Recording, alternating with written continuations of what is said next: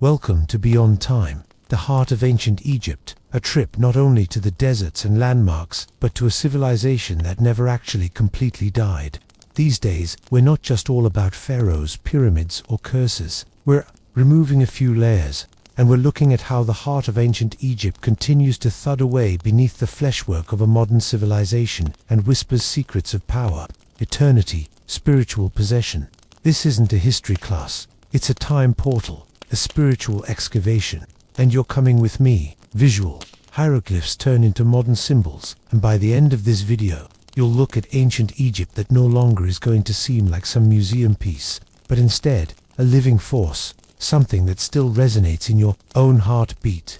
And when you feel it, really feel it, I want you to go to the comments and type out what you're feeling right now, raw, unfiltered, because this isn't just a video. This is the resurrection of a lost fire. Let's go beyond time. The sands of Egypt not only span the desert, they also suture the memory of Earth. It has been touched by gods, kings, slaves, and storms in every grain. Those who walk too near the past engage in a quiet conspiracy. They start to hear things, not voices, but shadows, not sounds, but pulses. It begins small, like static in the air, and then it blossoms. The recognition that in Egypt, time doesn't progress. It coils inward, it waits, and in its silence, it looks. Ancient Egypt is frequently depicted as a historical relic, caught in the glaze of pharaohs and stones. But this is a misreading. Egypt is not old. Egypt is eternal. It wasn't designed to last. It was designed to live beyond. For, you see, every culture builds for today. Egypt built for always. The architecture was not designed to impress its own citizens. It was a letter to the gods and a note to future civilizations. We were here. We understood. Can you take the pyramids? All anyone talks about is how big they are. But no one ever talks enough about how still they are. They don't take a seat. They command the space. They don't decay. They dare. Each stone was set, not for utility, but harmony. Geometry was not a tool, but a hymn. The Great Pyramid of Giza isn't merely a tomb. It's an equation that solves for nothing, yet discloses everything, and it is not supposed to make sense. It's something to be felt, like awe or heartbreak. Pharaohs were not kings. They were concepts, gods that lived in gold and death and absolute belief. We confuse this with arrogance. It was the opposite. The pharaoh's mission was to guard, not power, but Mat, the cosmic balance. Pharaohs were receivers of gravity, anchoring the spiritual laws that run the universe. If they stumbled, the world wobbled. At a time when you were donning the double crown of Kemet, you was not just a sovereign. You were stability in a shaky cosmos. And death. In ancient Egypt, death was not an end. It wasn't even a beginning. It was a bridge. Life was just a warm-up act. The true tales began when your heart was weighed against a feather, when you faced Osiris and your soul was unzipped, scrutinized, ruled upon. The Egyptians were not afraid to die. They curated it. They built their tombs to accommodate visits, as if they were living rooms. They traveled heavy, as for a luxury vacation in the afterlife. But it wasn't delusion, it was devotion. For if they succeeded, they would not simply live forever, they would matter forever. We talk a lot about hieroglyphs as the ancient emoji, but it wasn't just a letter that stood in for each symbol. It was a spell, a breath, a code. The Egyptians composed in layers, and each of those glyphs held a literal meaning, a pronunciation, and a godly echo. They weren't writing while scribes dipped their brushes. They were casting. Every wall of a temple was a page, and every page was holy. You didn't just read these walls, you walked into them. The Nile wasn't a river, it was a calendar, a bloodline, a spine. The Nile-less Egypt would be like bones without marrow. Its inundations weren't disasters, they were divine murmurings. The ebb and flow of the water was a reflection of the breathing. Lung-like RA. Farmers didn't merely sow crops, they calibrated their lives to the inhale and exhale of creation itself. And what about the gods? You'd think a culture with over 2,000 deities might be confused, chaotic. But no gods of Egypt were individual, that is to say, they formed a hierarchy. They were aspects, lenses. You did not pray to Horus, you called upon him. You didn't fear Sekhmet, you were heard during another era when rage was sacred. The gods were not remote sovereigns. They were archetypes from within, thought and cosmic truths expressed outwardly. Their mythology was not bedtime story. It was a mirror, It's horrifying how much they had figured out. They weighed the stars with terrifying accuracy. They even got serious rise, so right it makes modern data models look bad. They did not study the human body by dissecting it. They studied it by its harmony. They had no anatomy the way we do. They aligned it, and they also healed with sound, color, geometry. Their medicine was art, their science was poetry, and their art was alive. Each statue required activation. Each mural needed to be woken up. They weren't just painting walls, they were summoning dimensions. The eyes were painted last, as they thought the statue would be able to see them. You don't paint the eyes until you want it to look back at you. Creation was that much of a deal to them. That is how seriously they took presence. But here's the question. Why did it collapse? How does the so eternal fade? It didn't. That's the trick. Egypt didn't fall. It transformed. It oozed into Rome, into alchemy, into secret societies. And the obelisks in Paris, London, New York, they're not trophies. They're transmitters. The heart of ancient Egypt had not stopped beating. It just changed its rhythm. And now, if you listen, not with your ears, but with something farther inside you, you will hear it. A low, golden thrum. The remnants of civilization that never had to rely on electricity to make power. The whir of a culture where more mattered than mere survival. This isn't nostalgia. It's activation. Ancient Egypt isn't back. It never left. There is a place in Egypt where the air grows dense, though not with heat or dust, but presence. You are in the temple of Karnak, and something is squeezing your chest. It isn't fear, it's memory, not yours, but the place's, because these structures don't merely occupy space, they remember. Stone doesn't forget, particularly when they are carved with devotion. The ancient Egyptians thought that memory could be written into matter. A statue was not a sign of the god, it was the god. A name scratched in a wall was more than a name. It was survival insurance. To decline to pronounce someone's name was the worst crime, a further death, more final than the first. For the Egyptians, after all, who do not remember, does not exist. That is why tombs were concealed, sealed, cursed, not from fear of theft, but from fear of disappearance. We figure the curses were all just theatrics, but a curse in ancient Egypt wasn't the stuff of spooky revenge. It was law, a metaphysical contract. These were not people who segregated the magical from reality. There was no supernatural. It was just nature and those who really knew nature. The Egyptians knew how to charge objects with intention. They did not tinker with symbols. They weaponized them. An ankh was not just jewelry. It was an instruction manual for life and death. They had an obsession with balance, not just cosmic, but internal. Above all, everything was governed by the concept of mat. Truth, justice, order. A feather on one side of the scale, your heart on the other. If your heart was heavy with wrongful acts, chaos, imbalance, you were eaten by Amit, a crocodile-lion-hippo combo, not a monster, a purifier. Egypt didn't smite with hell.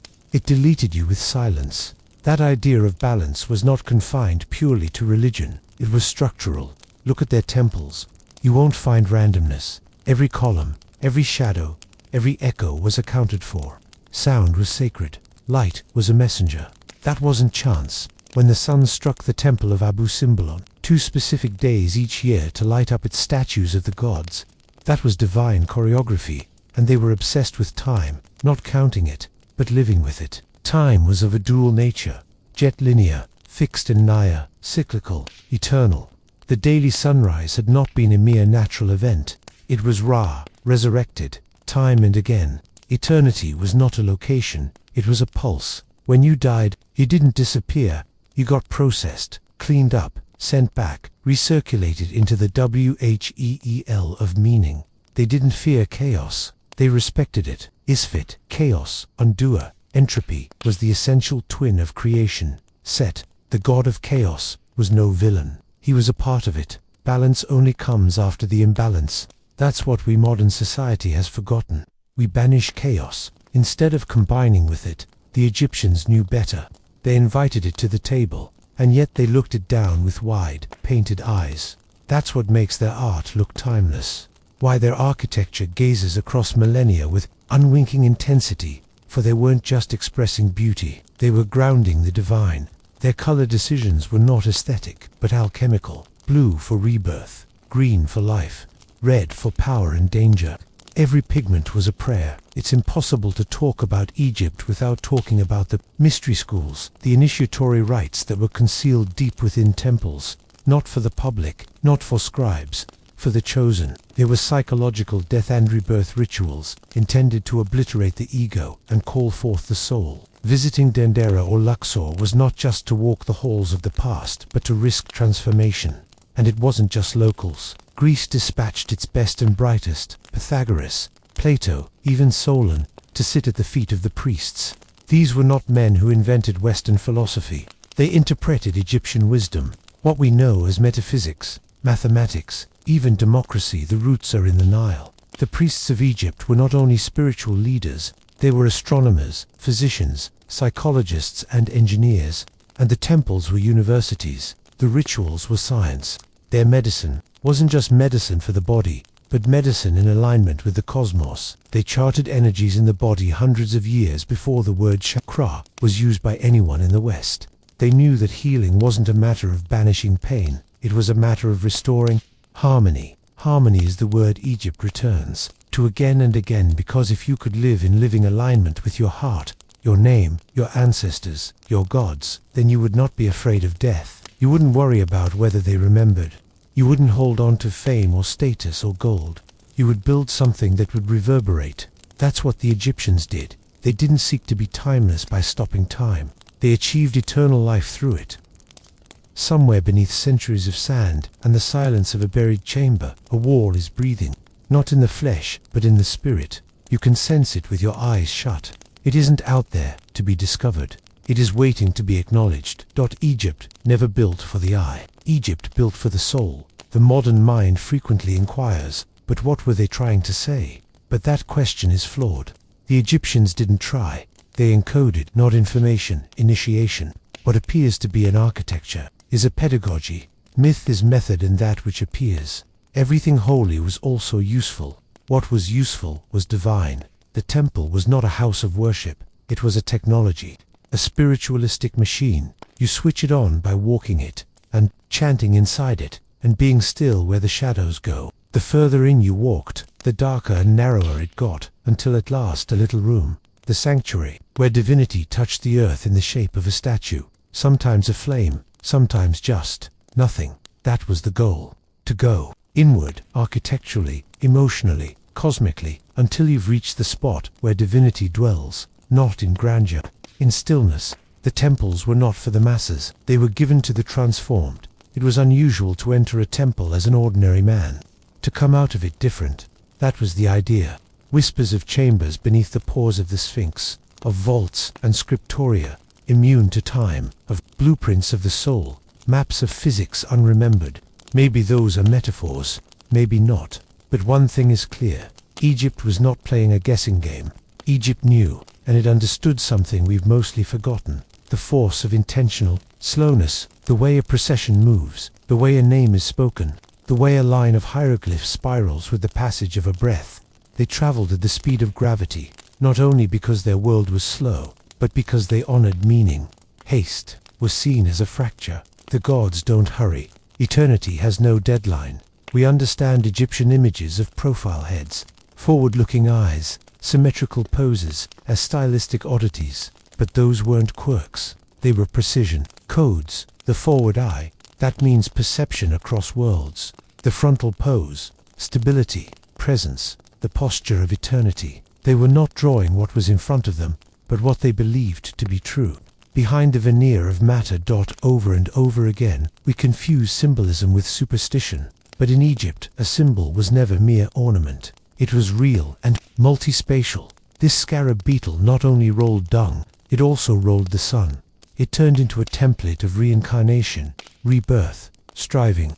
A beetle was a cosmic engineer, whereas to the West, which saw nothing but bugs, Egypt, fine enough with the bugs having only symbolic existence, literally saw metaphors on the move, and even their idea of royalty was distinct. You are not a king because you are victorious. In battle, you became one through a ritual reconstruction. You were bathed, crowned, deified. Your body was a metaphor for the whole nation. Every movement you made, celestial theater.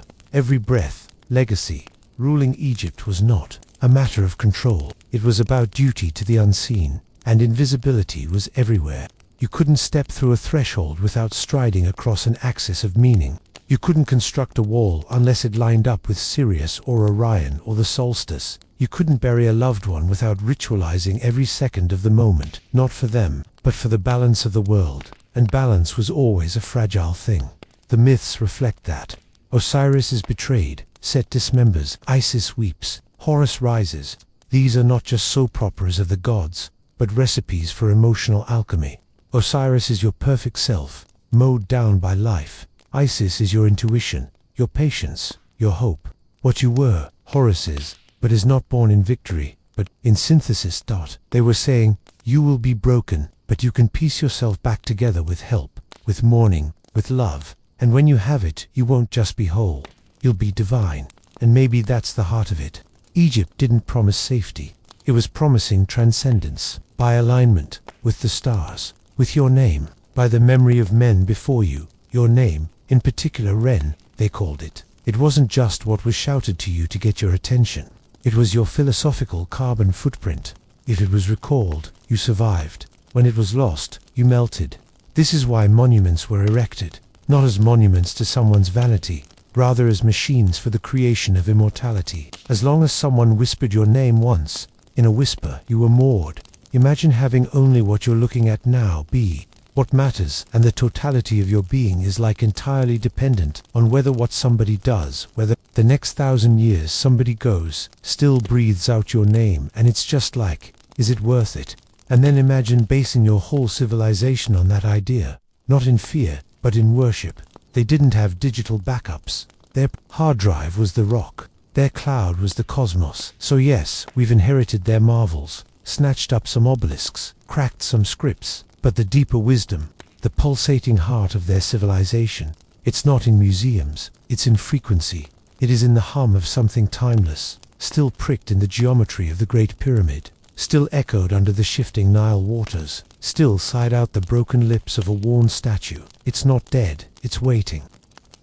You have your reason for standing before the pyramids and falling silent, not sleepwalking silence, but standoff silence, streetlit silence, made concrete and tall and glass, staring it in the eye because it doesn't care whether you get it or not, it simply is. And in that isness, it's a mirror, not the one that mirrors your face, but your smallness, or, if you're paying attention, your opportunity, because what you are looking at is not simply a pile of stone, it's what we had in mind made permanent, human intention folded within geometry. The Great Pyramid was not constructed using slaves with ropes and ramps. It's the bedtime story we whisper to ourselves to allow the reality to feel not entirely impossible, the truth. We don't know. And Egypt doesn't give a damn if we find out. Because the pyramid was not constructed for us. It was built for the stars. It scales in code pi, phi, the speed of light, yes, in meters per second, a millennium before the meter was introduced. As well as the precision of modern metrology, its four sides are virtually true north, south, east, and west. Good architecture makes you feel small, but not just small in a way where it dwarfs you. It is not a building, it is a compass, a clock, a fossilized frequency, and at its center, a chamber never to be beheld, a room so mathematically accurate, so acoustically potent, it's less a tomb, more a tuning fork of the soul. And let's talk about sound. The Egyptians didn't just regard light and matter as sacred. They listened to the universe. They sang not only to pray, but to shape the vibrational field. Some pitches were not melodic choices, they were keys. It wasn't a belief chant so much. You didn't chant because you believed. You chanted because it worked. It changed something. It changed energy, opened doors. Each vowel, each rhythm, was a spiritual command. Temples, meanwhile, were built to amplify these sounds. It's why whispers have echo within them, even to this day. The walls remembered because Egypt knew something we all take for granted. Sound is shape. Sound sculpts matter. It's scientifically validated. Cymatics, resonance, frequency. But Egypt was not about to wait for science. They carved it in stone, and they sang it in the air. They knew that all living things vibrate, and that the remedy for social evils was not in medicine but in tuning, so they guys tuned the body like an instrument. Stories were what they used to tune the soul. They adjusted reality with ritual. The tale of Ra's nightly journey through the underworld was more than bedtime mythology. It was a map of the psyche. The sun dies, descends into darkness, fights serpents, encounters chaos, and rises again. Sound familiar? It should. That's your depression. That's your heartbreak. That's your loss. Egypt encoded a science of emotional navigation into cosmic narratives, not for fun, but for guidance. And they didn't just map the heavens with stories, they built it into their lives. Not every temple was just oriented in a direction. It was looking at something, a star, a constellation, a seasonal alignment. The Temple of Hathor at Dendora is famously associated with Sirius, the brightest star in the sky, the midsummer moon sign of Isis. Sirius equals rise, Nile equals flood. When the Nile rose, life was renewed. Even the sky had rhythm, and rhythm was everything. Our bodies run on rhythm, our pulses, our heartbeats, our breath. The earth beats in rhythm, seasons, tides, moon phases. The stars dance to it, orbits, risings, alignments. The Egyptians lived by measure, or, which amounts to the same thing. They lived in relation. Because here's the secret. Egypt wasn't about control. It was about relationship. With nature, with death. With the self, with the divine. Each ritual, each object, each law was about keeping right relationship. Not just acts of moral conduct, but energetic alignment with them. This is why even the positioning of a statue counted. Turn it the wrong way, and you muck up the flow.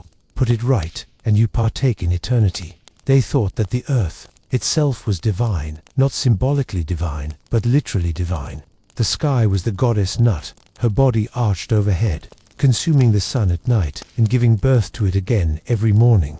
The earth was Geb, compact and visible. The air shoe, keeping them apart in a cosmic hug, so reaching in Egypt. When you walk through Egypt, you're not walking just in desert. You're inside a god-body. And if you walk with attention, you are part of it. But the weird thing is that with all this cosmic piety, Egypt was never passive. This was no culture of capitulation. It was a culture of co-creation in motion. They didn't just sit back and say, the gods will provide.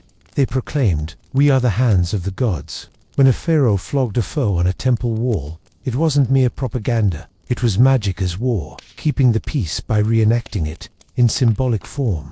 This is what so many modern minds miss. Egypt wasn't into literalism. It was a story about symbolic technology. They knew that what goes on in the ritual has its effect in the world. The inner changes the outer. The wish makes the real. And you could, by embodying divine archetypes, shift not only your mind, but the nature of reality. So yes, they had magic, but no wand-waving fantasy nonsense. Their spellcraft was focused intent, magnified through mystical instruments. Words, symbols, smells, geometry, dreams, everything mattered. Nothing was casual. And what about dreams? Dreams were serious business. They were a diagnostic device, a prophetic indication, a dialogue with the divine. The Temple of Serapis at Saqqara was one such place for dream incubation. People went there to sleep in the hope of dreaming visions that would either heal them or provide them with instruction. These dreams were not considered figments. They were beacons from other dimensions, because to Egypt, consciousness wasn't locked in the skull. It moved between layers. You were not simply a person, but a body that consisted of various components. Ka, life force. Ba, personality, soul. Ok, transfigured spirit. Ren, name, Shoit, shadow. And, most directly, the body itself. You were a constellation, not one. That's why the process of the funerary was so fancy. You weren't burying a body. You were setting up an assembly line. It was like an intergalactic passport had to have all the stamps in the right place. Spiritually notarized. Miss a step, and the trip sputtered. Get it wrong, and not only did you die a second, permanent death, but you spent eternity on a nightmare boat ride into the underworld, captained by some terrifying guardians. They were not only fleeing death, and they were turning it into a promotion. The Egyptian afterlife wasn't an imaginary fantasy, it was an instruction manual, not to a place to hope for, but rather a terrain to prepare for with precision, as surgical as any. The whole scroll, the whole ritual, every amulet, everything they said in the Book of the Dead wasn't metaphor, it was logistics. This was the original guidebook for the soul's journey, the roadmap to the invisible. They called it the Duat, the unseen world, the world below, the place you go after you die, but also the place where the truth of your soul is weighed. And it wasn't hell, it wasn't punishment, it was reflection. In the duat, you face beasts, you cross lakes of fire, you sail on golden boats, you battle serpents, but these beings aren't out there, they're in here, within. Every monster, a terror you never defeated, each gate a choice you never had to make. In every moment, a test of balance, not of morals, but of essence. Is it with respect to Matt that you have lived? Did you make harmonize, or did you break it? That's the key. The duat doesn't judge you. You judge yourself. At the end of your trip, you are in the hall of two truths. You have your heart weighed against a white feather, the feather of Matt. If your heart is light, not light because you were perfect, but light because you were real, you pass.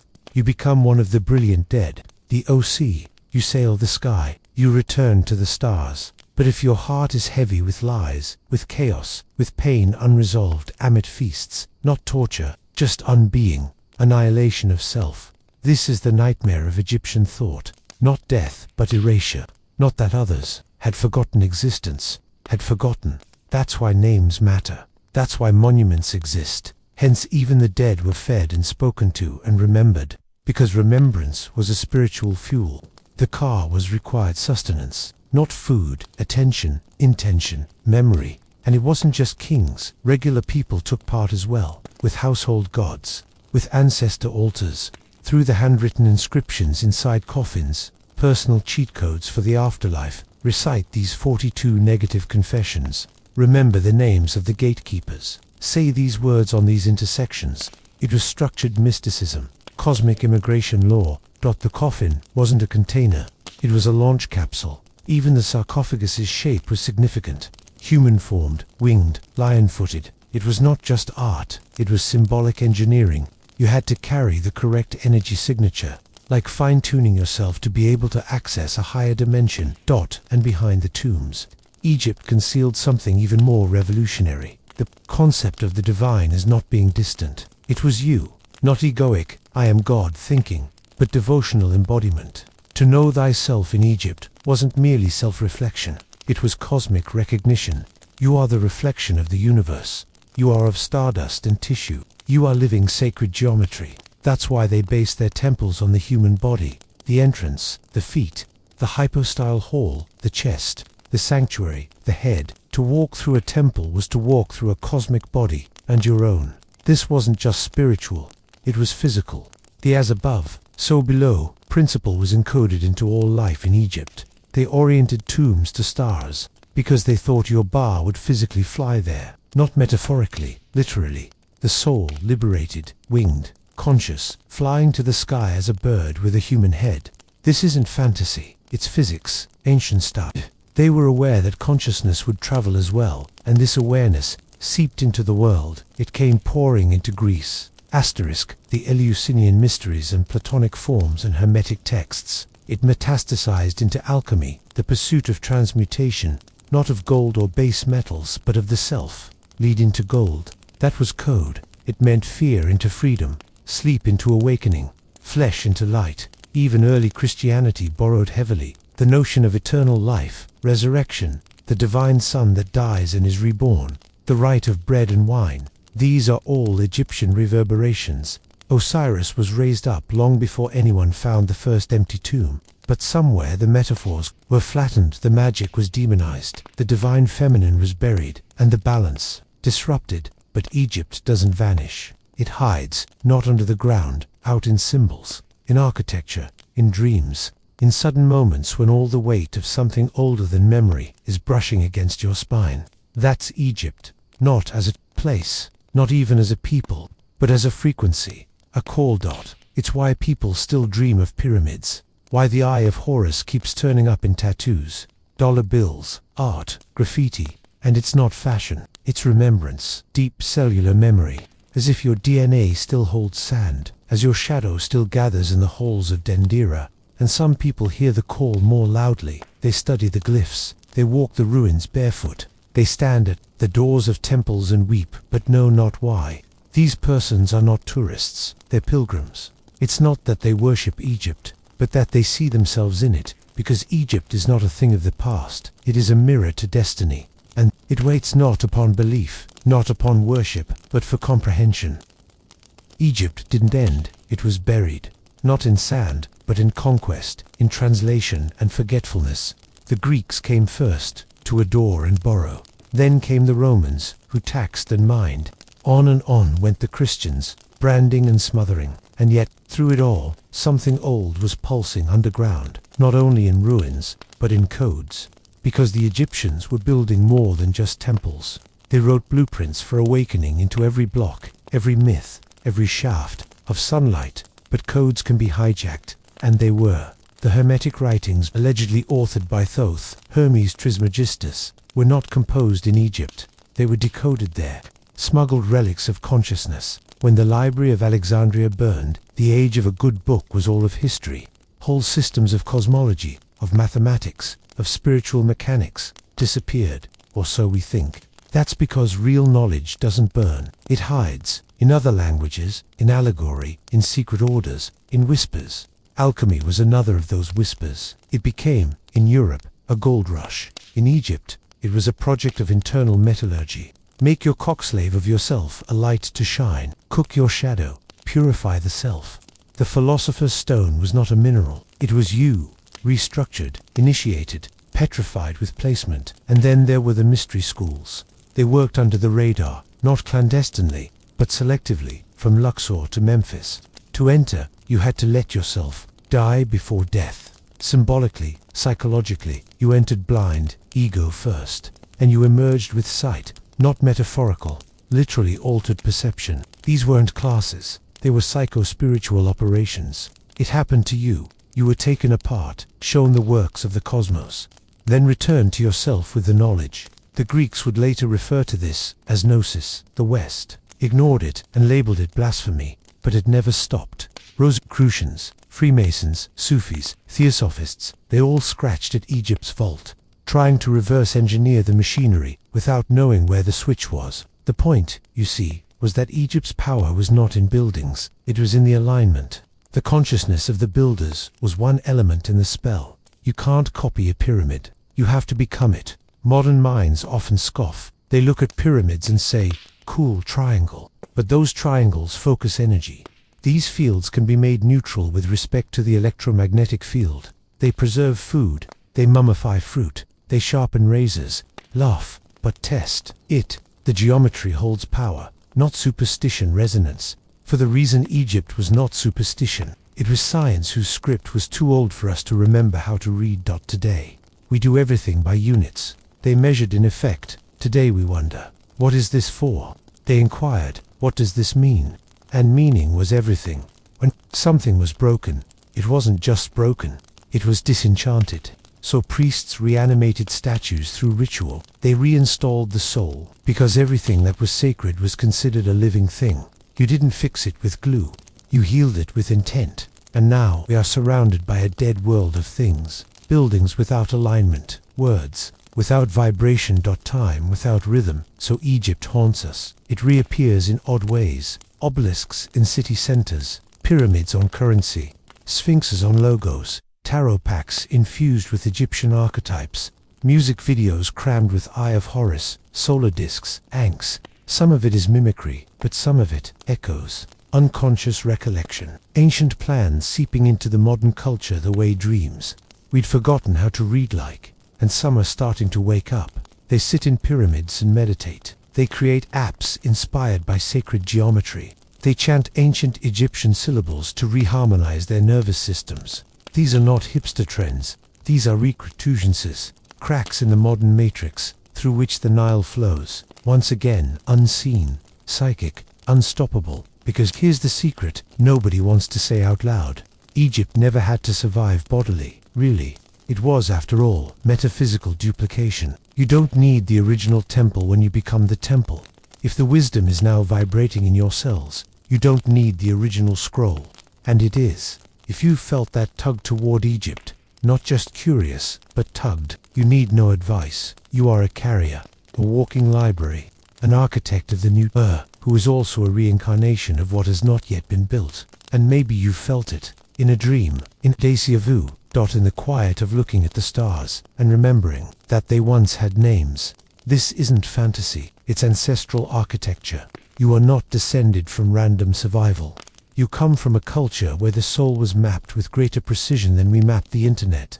A civilization that didn't divide medicine from magic, or art from science, or body from spirit. They had one language. They were truth on many planes.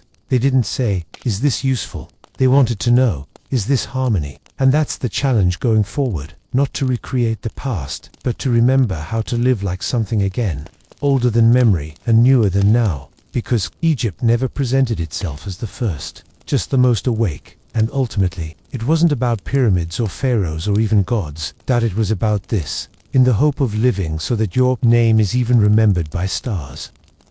There exists a little noticed, though very insistent theory that ancient Egypt did more than understand its own consciousness. It mapped it, not with IG machines and psychology textbooks, but with temples, symbols, initiations, not on screens, but in stone. Their interest wasn't behavior. They were hung up on structure, the invisible scaffolding that underpinned awareness, the levers of perception, the architecture of the soul. We call it spirituality. They referred to it as science of the eternal. Each of them wasn't only a place of worship, it was a map of the mind. Dendura, Edfu, Luxor, all chapters in a story. Some choreographed themselves with the stars, others with glands, some with celestial events. You passed through them the way you pass through your own inner architecture, from the outer court of the body to the inner sanctum of the self. The holy place was not only behind doors, it was behind illusion. They understood what we're only now relearning. The universe is holographic, fractals within fractals, and the human's not a spectator of the cosmos. We are a coagulation of it, a node in the network. If you know the laws that govern stars, then you know the forces that shape the psyche, and the Egyptians did. There was no such thing as brain science. They did symbolic cartography. They didn't dissect, they introspected, through dreams, through trance, in the rituals and breath and sound. They charted the emotional body, the astral currents, the intuition field, the shadow self. Their myths were more than mere stories. They were mnemonic keys, each god a program, each animal an instinct, every war in the heavens a program running within your own nervous system. Horus and Set were not just brothers. It was the conflict between your higher vision and your primal chaos. Isis was more than a wife and a magician. She was the genius of adoration, the love that could mend shattered things. Osiris was not only a king who dies, he was the dignity in you that the world anywhere tries to dismantle. And the eye of Horus, it's not a logo, it's a neural map. Each part of the eye, a lobe of the brain, a sensory domain. It is the Egyptians, or more specifically the Egyptians, as intermediated by Greeks, who broke it into six, of smell, of sight, of thought, of hearing, of taste, of touch, and then wove them up again. Wholeness, perception, the awakened state. They weren't guessing. They were translating perception to symbol, and then from symbol back to perception. And the more you delve, the more clear it becomes. Egypt not only had technology, they were technology, biological technology, spiritual tools carved by ritual, taught to focus force, articulate patterns, mold planes with resonance. The priests were not mystics in robes, they were operators. Temples were not holy places, they were machines of consciousness, and every wall was code. Do you think they covered everything in hieroglyphs? Because silence is so easily erased. But symbol is immortal. It is universal beyond words, pastime over death. Fashion a god with the head of a jackal and the tail of a flail, and 4,000 years from now someone, somewhere, is still going to respond to it, even if they can't really explain why. That's not art, that's design. Deliberate shaping of frequency, through form. And you know, what we call superstition, that's just misinterpreted science. The Ankh is not just a symbol of life, it's a circuit diagram, a loop, a channel, a cross of flow, life force on a plane. Look at it, long enough, and a key appears. Not metaphorically, literally, because metaphors, for the Egyptians, were not separate from function. They created metaphors with a function.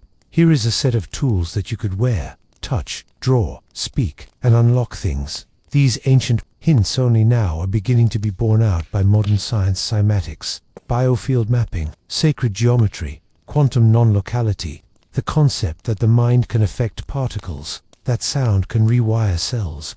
That's the belief on which biology was built.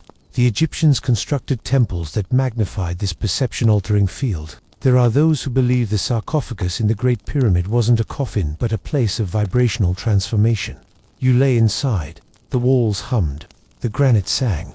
You weren't buried, you were reborn, because Egypt never weaponized the body. That's a misread.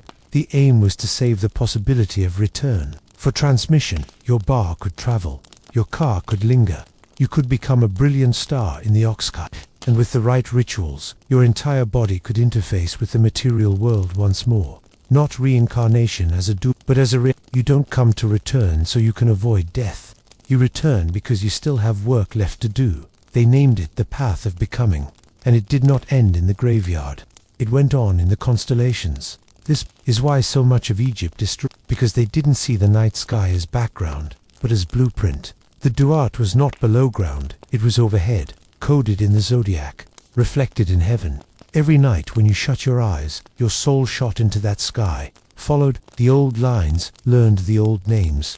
Your dreams weren't random, they were journeys. And some of the oldest maps were held in the archives deep inside the temples. The Dendera Zodiac, a ceiling that represents not just stars but phases of human possibility. Each symbol, a stage. For each figure, a version of you, asleep, awakening, ascending. And what happened? They took off the ceiling and sent it to the Louvre, a holy interface, made to be a tourist trinket. But then, Egypt doesn't care. The code is more important than the shell, and the code is still alive. It lives in synchronistic patterns. It's alive in those who feel drawn magnetically to hieroglyphs, or who dream of standing before walls they have never personally seen. The code fires when the seeker is prepared. So the question isn't, what did Egypt know? But the real question is, what is there still in you that remembers it? Because if you've gotten this far, past these words, past this river of meaning, some ancient circuit in you is flipping back on. Maybe you were a scribe, maybe a priest, perhaps a builder of invisible halls, or maybe you're simply one whom the Nile has passed through over time, not in blood, but in intent, and the echo inside you. It isn't imagination, it's a summons. Somehow, in the subdued machinery of modern civilization, Egypt beats like a secret processor, not visible yet powering everything. Psychiatrist leans back in his chair after his afternoon tea, switching topics from legal philosophy to theology. Its symbols, its systems, its secrets were not annihilated. They were rebranded, are woven into structures so normalized that we don't even see them. The Washington Monument, an obelisk, the dollar bill, a pyramid with an all-seeing eye, Supreme Court buildings, temple facades. Ancient gods serve as logos for corporations, not in contempt, in imitation, because deep down they know power flows through symbols. And Egypt built the original operating system. But this isn't conspiracy, it's continuity. For Egypt was never meant to stay in one place. It was designed to disperse. Like pollen from the papyrus flower, its essence floated through oceans, ages, ideologies. It hid in the golden ratio.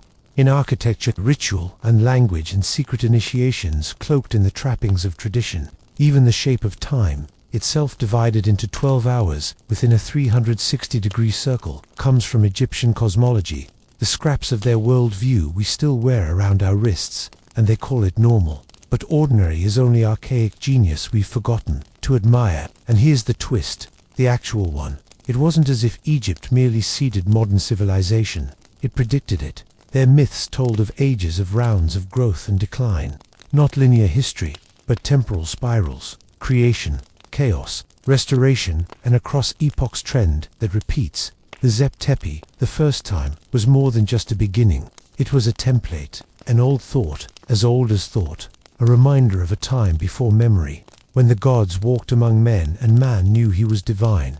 They cautioned us that when we forget the sacred, the Nile will dry, not with blood and flesh, but by the spirit. The life force stops flowing, the duat becomes locked, and the soul, it shrivels in systems too loud for the whispers of truth. They predicted the age of iron, heavy, dull, mechanical, a world of separation, where no longer are the heavens consulted, where names are forgotten, where symbols are turned to trademarks instead of directions. but they also predicted a comeback, a reawakening, a remembering. Not Egypt the place, but Egypt, the state of being, because this is not about monuments, that's what it is, modeling consciousness. And we are coming close to the end of another spiral. The stars are shifting, the climate shudders, dreams get stranger. Instead, more talk of awakening, energy, resonance. It's not random, it's alignment. And so, at this moment, those ancient tools become valuable again. Not because they carry us back to a sturdier, simpler time, but because we need infrastructure for the unseen. Meditation is not just good for calming your mind, it's the new temple silence. Visualizing is not fantasies, it is the opening of inner gates, which were mapped on stone. Breathwork, energy healing, sacred geometry, mantra, these are not trends, they're the tongue of old knowledge, and Egypt emerging across the consciousness of billions, digital, not centralized, not hierarchical, but collective, cellular, vibrational. The temples have gone in, and the Nile, it travels through the nervous system now. Every chakra door once etched in walls. A boat ride across the night sky. For every lucid dream, each synchronicity is a flare in the duot, letting you know that you've on path. And yet here, we are, most still asleep, not from ignorance, but from overexposure. There is too much noise, too much concrete, too many hollow faces, nothing burning on the inside. But for those who still feel the draw, for those who can look at a scarab and feel something ancient shifting inside their chest, there's work to be done. Not reconstructing, but retranslating. Egypt is not looking for followers, it's in need of interpreters. Bridge, builders, weavers of myth and matter, people who know that a step is a ritual, every word is a spell, that your heart is being weighed with everything you do, not after you're dead, but now, and that should be the chilling, exhilarating obligation. You are now Egypt's student, no more. You are part of it, not in blood, as you suggest, but in frequency. Not in theory, but in flesh. It lives in how you speak, in what you build, in how you respond to chaos. If you bring Matt into the room by your presence, for in the end, Egypt's biggest secret wasn't hidden beneath sand or stone. It was this: the kingdom of heaven is not in the hereafter, it's how you live this one. To the ancient Egyptians, time was not a river, it was a serpent in a loop, feeding on itself, coiling and recoiling across creation and collapse. What we call history, they looked upon as repetition. What we think of as a past and a future, they experienced as layers. And here's the layer most modern minds just don't get around. Egypt didn't have a belief in time. They believed in timing. That's why rituals had to occur at certain celestial times. Temple orientation at solstices and star rises. Because the truth was not a thing that was fixed in place, but one that was cyclically available. You couldn't force it. You waited. You aligned. You entered the window. And when it opened, time was no clock. Time was a portal. That is why the same myths were reenacted over and over again from year to year, not to remind ourselves of the past, but to recover that myth's power to shape the present. Myths weren't history. They were a series of recurring coordinates of meaning. You could tell, after all, that when you played through the story of Osiris, you weren't telling a story. You were opening up the space in which resurrection happened. They did not want to time travel. They wanted to move with it, dance with it, sync to the cosmic metronome, and breathe in rhythm with the pulse of Ra. This was what they had meant by immortality, not forever in our lineal sense, but eternally returning within the divine rhythm. And this is where it gets weirder. Unlike Egypt, India did not conceive of the soul as a unitary ball of energy. It was a constellation, Ka, Ba, Ok, Shoit, Ren. Each part had its own level of time. Your Ren, your name, existed only as you were spoken. Your Ka, or life force, might hang around. Your Ba could journey through the worlds. And your Ok, your transfigured, radiant self, lived beyond time entirely. To them, the OC was the you that had finished the cycle, that higher self which had gone through all the incarnations and sat beyond the veil, shining, guiding, watching, like a lantern through dream you follow, like a voice in the silence when it gets deep enough to hear. This arc wasn't a reward, it was a reveal. It was always there. You just had to remember, strip away the illusions, face the tests, survive the duat, and not some law wasteland, but your own subconscious. The duat was the interstitial realm between thoughts, the burning ground of identity and truth.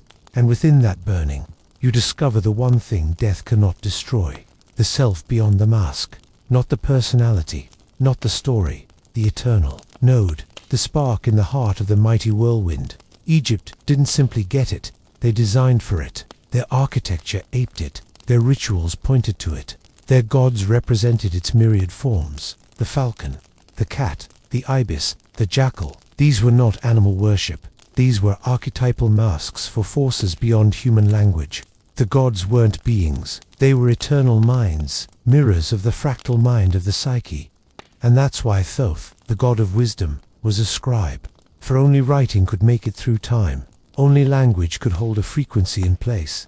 But the Egyptians didn't write by way of explanation. They wrote to maintain access. Hieroglyphs were portals, not phonetic babble, tuned containers of meaning. And to read them, you couldn't just study. You had to shift your state. That's the aspect most scholars tend to overlook. They are looking at and they see a drawing. The initiate touched the door and pondered it. For Egypt had taught that the final illusion was matter itself. Not in a circular sense, more like a dimensional one. This was not the realist plane. It was the most condensed, the densest frequency, the slowest wavelength. Its life turned to statues, but above it, vibrations upon vibrations, worlds of light, realms of sound. She would pass through dimensions governed by harmony, not mass. Dying was not ceasing to be, it was unpinning from this density and floating back up the octave. Unless, of course, you remained bound by regret, by identity, by fear. Then you were mired in lower levels, rinsing and repeating, looping, the same mistakes, the same lessons, until you shivered out of the illusion and remembered you were always light, wearing matter like a mask. And this was the last lesson. You were not looking for eternity. You were eternity disguised, encased in story, stuck in a timeline that still stands only because your mind hasn't snatched it from the ground. But when the heart is balanced, when the soul to the mirror hath turned and laughed, when the bar is fied and the koe is lulled, and the wren has been spoken and the shoit has been identified, then the OCA arrives, and time ends, not with a bang but a reunion, back to source, back to Zep Tepi, the first time, which, it seems, was never the past, it was always now. The Nile has no tongue, yet remembers, long ere Rome reared, or Babylon would dream of. Egypt woke, not a flash of steel, a crack of suzerain's fire, but an unfolding of slow facile bloom, like the lotus, their sacred flower, that blossomed every morning from muddy waters to gaze upon the sun. Egypt was never in a rush, for when we build for eternity, haste is an insult to the gods. Picture this, you're standing at the base of the Great Pyramid. Its stones are larger than automobiles, but set in a configuration modern lasers could scarcely replicate. You are not looking at a monument. You're looking at a riddle carved in limestone. Who builds anything that can last 10,000 years? Somebody who don't think like you and me. Someone who doesn't perceive time as a line, but as a loop. Ancient Egyptians didn't have history. They believed in cycles, life, death, rebirth, again and again. Just as the Nile overflowed, nourishing the land, so, they thought, the soul traveled in ripples, not destinations. That's why they mummified their dead. Keep the body. No, keep the option to come back. To them, death was not the end, it was an intermission. And that's what made Egypt distinct. Every brick, every wall painting, every sculpture wasn't just decor. It was technology, spiritual tech, intended as a guide for the soul, which navigates the duat, a labyrinthine underworld peppered with gates, guardians and trials. That there was no life after death, no heaven and hell, in the Abrahamic sense. There was the field of reeds, a sort of perfected Egypt, and in order to reach it, your heart had to be light. Literally, they thought that after you died your heart was weighed against a feather of Mat, the goddess of truth and balance. If your heart was heavier, if it was full of lies, or guilt, or unachieved goals, or hangnails, it got its chew torn off by Amit, an all-around bad demon with the head of a crocodile, body of a lion, but of a hippo. It was an abomination created not to punish already guilty individuals, but one that was set up to erase them. No torture, just oblivion. So the Egyptians were not preoccupied with death. They were preoccupied with balance, with justice, with lightening up your inner world. Now pause. Step outside the tombs. out into the real world. 3,000 years before Christ, Egypt did business with other nations, had governments that worked, and knew who they were. Not at all mere collections of yahoos with the means to make gold-crusted ice cream. There were female pharaohs, craftsmen from the working class buried in decorated tombs, libraries, even laws to protect sacred animals. Let's talk about cats. Egyptians not only liked cats, they worshipped them. Not because they were pretty, but because they were a stand-in for the divine feminine, sleek, fierce, protective. Bastet wasn't only a cat goddess, she was a spiritual firewall. And if you killed a cat, however accidentally, death penalty, no appeals. But their gods were not all friendly. The pantheon was complicated. Thoth, the god of wisdom, wore an ibis head and took care of the records of your soul. The war god Sekhmet was a bloodthirsty lioness. Ra, the sun god, journeyed across the sky in day and battled snakes of chaos at night. Osiris was the king of the underworld. His green skin signified rebirth. Isis raised him with spells, the first necromancer. Horus, their falcon god, was the very model for every superhero origin story. I sacrificed in combat, then made whole again. And while we're on eyes, the eye of Horus wasn't just a symbol, it was math. The pieces showed off part of the eye minus 1/2, 1/4, 1/8, 1/16, and so on, a sacred geometry built into their iconography. These were not primitive people. They were playing chess, and the rest of the world was playing with sticks. Their medicine, papyrus scrolls described surgeries, contraceptives, even treatments for brain trauma. Their astronomers made maps of the stars that an up-to-date NASA might approve of. They oriented temples with the stars, built devices to follow the solstices, and developed a 365-day calendar pegged not just to the sun but also to Sirius. But hold on, how can we be sure of any of this? Because they wrote, and wrote, and wrote. Hieroglyphs were not just letters, they were alive. Every bird, every eye, every reed, every scarab. It wasn't just a sound, it was a spell. To put down a name was to give it power. Carving it in stone was cheating death. That is why damnatio memoria, erasing someone's name, was worse than execution. You murdered their memory, their soul's ballast. And that's why pharaohs were so preoccupied with their legacies. And they didn't just want to be remembered, they wanted to be repeated. In order to resonate, throughout time, over and over. Take Akhenaten, he broke every rule. He even attempted to ditch the entire pantheon and launched the first richly advertised monotheistic religion, centered on worship of the Aten, the sun disk. He moved the capital, erased the old gods. His art style changed as well. He began depicting himself with a beer belly, long oval head, and girlish hips. Not a warrior king, but a god androgyne. It was radical, too radical. Egypt liquidated him after his death, destroyed his temples, scrubbed his name, but the scar remains. And from his line came Tutankhamun, the boy king whose tomb, left undisturbed for 3,000 years, cast a golden-colored snapshot of Egypt in its late prime. Tut wasn't the largest tomb, but it was untouched, and in it, a mask that still sends shivers down people's spines. Solid gold, lapis lazuli eyes, a face that somehow seemed to have come to life. They called it a death mask, but let's be clear, it's a resurrection machine. That face was for looking at again, recognized, loved, even feared. This is what they intended to be, more than remembered, to be reborn through memory. That's why we still feel a chill when we see a pyramid. It's not just admiration, it's recognition. Something old within us, within our bones, remembers. Because Egypt never truly died, it just waits, in sand, in stars, and maybe, in you.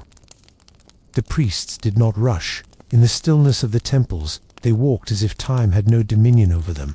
Bare feet on cold stone, breath slowed in time to hoary chants, fingers spreading sacred oil on statues that were not mere stone, but occupied. In Egypt, every ritual had a function, not symbolic, not metaphorical, a function. The high priests were convinced that when they dressed a statue of Ammon, or uttered an incantation in the temple at Karnak, the god heard it, felt it, answered. A statue was not a representation. It was a heaven-sent landing zone, a kind. And if that sounds weird to the modern ear, keep in mind that they weren't trying to please tourists. They were bargaining with the divine. Temples were not houses of prayer as we know them today. Common people were not even permitted to enter the main sanctuaries. These weren't churches anchored in the local community. These were energetic circuits built to attract cosmic force and ground and balance it in ritual. Their columns copied papyrus stalks. Their roofs reflected star maps.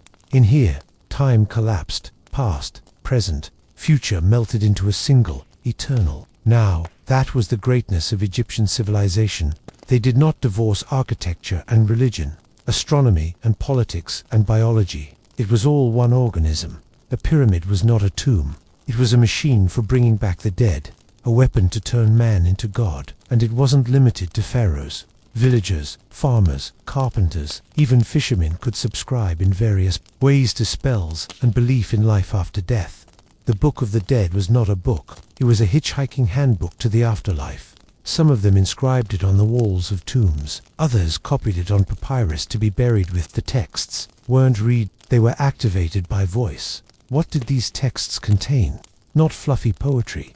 Precise instructions, passwords to gates, names of the guardians of the underworld, incantations to escape the lake of fire, even how to change into other animals, a falcon, a serpent, a lotus, to travel between realms. If the soul was cunning and made ready, it would find its way to the Hall of Two Truths, present itself for judgment, and pass through into paradise. But paradise wasn't free. The soul was forced to confront its heart. The heart was on the mind in Egypt. They left it inside the corpse during mummification. They even emptied the brain out through the nose like garbage, but always left the heart. For the heart had kept it all. Thoughts, secrets, motives. It was your divine black box. And you couldn't lie in the presence of Ma. Ma wasn't just a goddess. She was a concept, a force, like gravity, but moral. She was equilibrium, concord, verity. Pharaohs ruled through her. Judges wore her feather. Scribes wrote under her gaze. Without it, chaos isfit would consume the world. This wasn't superstition. It was cosmic engineering, a belief system. In other words, created not merely to explain the world, but to orient it, to synchronize the part with the whole. Now let's talk power. Pharaohs weren't kings. They were nodes, the living connecting gods and mortals. When a pharaoh spoke, there was no politics involved. It was divine decree. His flesh was Horus. His mind was Ra. His blood came from the heavens. Every victorious battle, every single sheaf of harvested grain under his reign, was evidence that he was in world harmony with Ma. Single quotes at dot. This was why their names were so important. Every pharaoh was known by 5 names: a birth name, a throne name, a Horus name, a golden Horus name, and a 2 ladies name honoring 2 goddesses. Of Upper and Lower Egypt, their names were written within cartouches, oval-shaped forms symbolizing eternity. To say the name was to say the least. That's also why the most horrific punishment of all was not the death penalty. It was the subdivision, erasure. Remember Hatshepsut, perhaps one of the most successful female pharaohs. She had her name ripped from monuments after she died, her statues smashed, her image deleted. Why? Power struggle. She'd reigned too well, too long, and the heirs were afraid of her legacy. But her ghost lingered, her story whispered, even in broken fragments. And now, today, we know her better than most who try to erase her. Egypt always triumphs at the long game. Even their ruins are alluring. Travelers stand in front of Abu Simbel or Luxor and weep for no reason. It's not nostalgia, it's recognition, as if some deep genetic memory had woken. You see, Egypt didn't build for their hour. They built for every time. They concealed messages, not in language, but in form, ratios, alignments, materials. Just look at the pyramids of Giza, so aligned with the cardinal directions that even modern GPS can confirm their accuracy. The measurements and code, pi and the golden section, coincidence? Maybe. Repeat it enough, and this coincidence turns into intention. And what about the Sphinx? Older than most temples, eroded by rain. Others claim so ancient that it predates dynastic Egypt. It's possible its face was recarved, a chimera, guardian, riddle, body lion, head human. Its original name, forgotten, but it faces east, where the sun will rise, and waits. What's it waiting for? Perhaps for us to listen in a different way, because the true claim that big Egyptians were making was never a bid for domination or empire. It was about rhythm, cosmic rhythm. The stars revolve, and the Nile overflows, The soul waxes and wanes. Everything moves in circles. Our relentless pursuit of progress, of novelty, of speed, of more. Our insistence that we go harder at it, faster, and into places that are newer. That, to the Egyptians, is sheer madness. The future isn't ahead, it's a spiral, and we're constantly walking towards something we already knew. It is for this reason that even their gods died and lived again. Osiris is killed, dismembered, reconstituted, reborn. Horus had an eye, then he didn't have an eye, then he had it again. Here, in the underworld, the sun died every night and was born anew. Not myths, metaphors, embedded truths. And here we are, standing on the rubble of those mighty cities, amidst the very bones of the gods who built them, not just as Europeans but as humans, asking ourselves, was death their obsession? Or were they simply the only people who ever took life seriously? The sun does not forgive on the desert. It burns history clean, but also whitens bones away to nothing and grinds stone to silence. And yet Egypt remains, under centuries of sandstorms and conquest, and the stomping passage of Persians, Greeks, Romans, Arabs, French and British. The heart of Egypt would not die. It disappeared under the visible world, hid behind glyphs nobody could read, curled up inside statues with no noses and sphinxes half swallowed by dunes. But it never died. Because Egypt was never structured to endure, it was built to return. Consider this. For over a millennium, nobody in the world could read so much as a single word of hieroglyphs. The temples remained, the paintings still sparkled in moonlight, but what was left of their significance? Gone, like a radio transmission with no receiver. People called them pictures. They were not pictures. They were precision, divine grammar, a vision symphony written in code. Not until the year 1822, after Jean-Francois Champollion had finally burst the lock of the Rosetta Stone, came the flood. He didn't simply translate a language, he brought voices back to life. Suddenly, ancient names that had been covered up for centuries, Seti, Ramses, Thutmose, Nefertari, had breath in them again. Whispered prayers for the dead in tombs, set aglow with oil lamps, came back to life, syllable by syllable. And what did the people there pray? They weren't cries for mercy. It was readiness in the form of declarations, of identity, of truth. I have not lied. I have not stolen. I have not killed innocent lives. These were the confessions of a soul getting ready to be judged, not by an angry God, but by the weight of its own heart. That's the deep magic of Egypt. They sanctified accountability. You couldn't bullshit your way into paradise. You had to be worthy, yet the buildings would not fall. The obelisks, thrusting into the air like petrified bolts of lightning, still scratch at modern horizons. Hewn from single blocks of granite, hauled miles before being lifted into place without the aid of a crane. Covered with glyphs and polished to shine like a mirror in the sun. These weren't just monuments, they were sun rays wrought into solidity. All the tips led to Osiris, the original source. But even more mysterious than what we have found is what we have not. Egypt speaks in Sildurb, lost libraries, sealed chambers, unopened tombs, cities lost to history under the crust of the desert. Even the Great Pyramid contains unexplored voids, newly found by cosmic ray scanning. Something is in there, no one knows what. Yet. And then there is the architecture that makes no sense. How did they carve granite with copper tools? How on earth did they move 70-ton blocks across the sand? How did they get the temples to correlate with stars that cycle around the heavens once every 26,000 years? Theories swirl. Aliens, Atlanteans, time travelers. But perhaps the answer is even simpler and more mind-blowing. Perhaps we forgot what humans are capable of. Maybe we did lose something, a kind of attention, a kind of patience, a kind of spiritual composure that isn't so easily quantified in volts and bytes. Egypt was not a place for efficiency. It was about resonance. The structures resonate, not metaphorically, literally. Many temples sing when you chant in them. There are certain chambers where frequencies resonate. Statues hum. The walls don't just reflect sound, they shape it.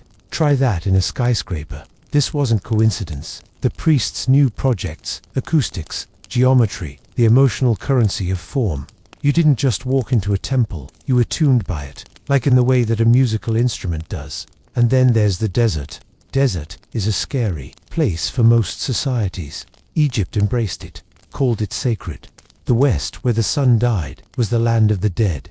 tombs faced west. The dead were interred in silence, swaddled in linen, encircled by amulets and incantations. Why linen? Because it was symbolic of purity and order. Of mat, it tied the body closely, not to imprison it, but to keep the soul aligned.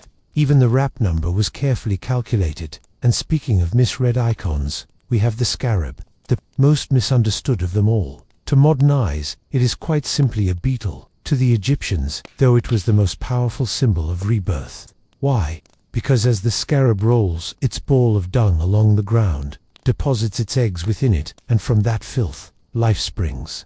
The Egyptians saw it and said, "That's the sun." Ra carts it every day across the sky, only to vanish, to die, and come back to life.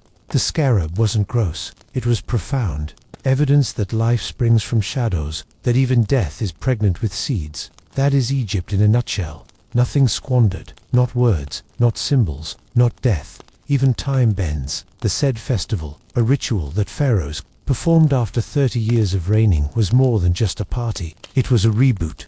Once more the king had to demonstrate his power, to follow a phantasmagoric race, to do divine service.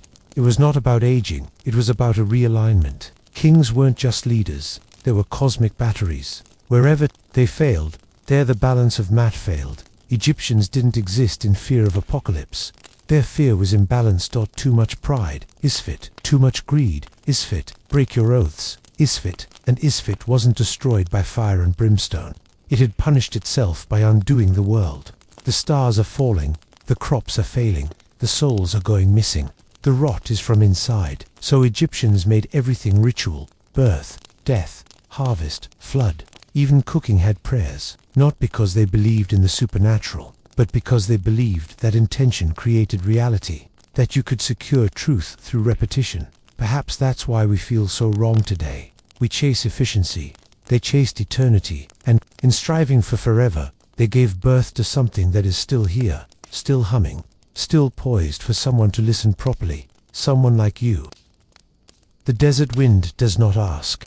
It flows like memory, erratic, ancient, bearing morsels of forgotten empires and dead gods. As it howls through temple ruins, you imagine it's talking, not with words, but with echoes. And maybe it is. For all in Egypt was meant to speak. Walls, stones, colors, proportions, even silence had syntax. It wasn't just their architecture that was monumental, it was linguistic. Every temple a sentence, every corridor a clause. And if you walked it in the right direction and chanted the right words, at the right time, you didn't just experience a building, you decoded an idea. Take the Temple of Dendora. From the outside, it appears to be nothing more than a ruin.